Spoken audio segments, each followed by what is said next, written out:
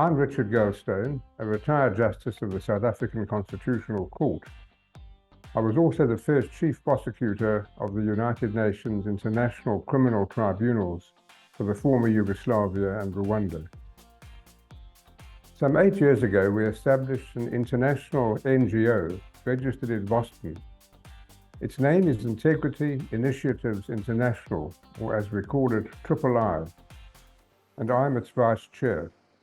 Its founder and chair is a senior United States federal judge, Mark L. Wolf.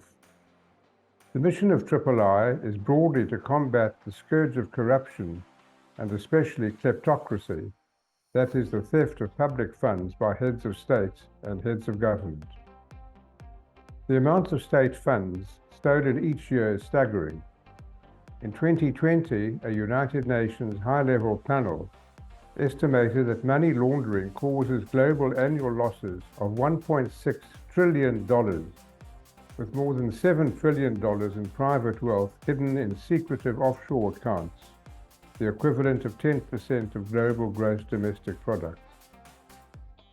This huge, in fact gigantic corruption is not the result of a lack of laws. The United Nations Convention on Corruption, UNCAC, obliges all states that have ratified the convention to have domestic laws penalizing corruption. It also requires the prosecution of those suspected of committing corruption. There are 181 states that are party to UNCAC. That means there is just about universal approval, including the definitions contained in UNCAC, the definitions of corruption. The problem is that too many of those states do not implement those laws, and there is no international mechanism that can step in. Hence the need for an international anti-corruption court, the IACC, to prosecute the culprits and to seize the ill-gotten loot.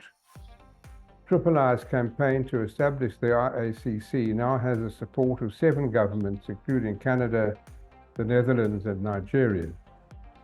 In the aftermath of state capture, we in South Africa should join this endeavor.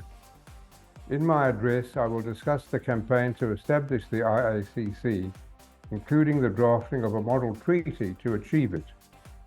I am chairing the treaty drafting committee, and at the end of August we will have an important meeting in Hamburg to produce a first draft of the treaty.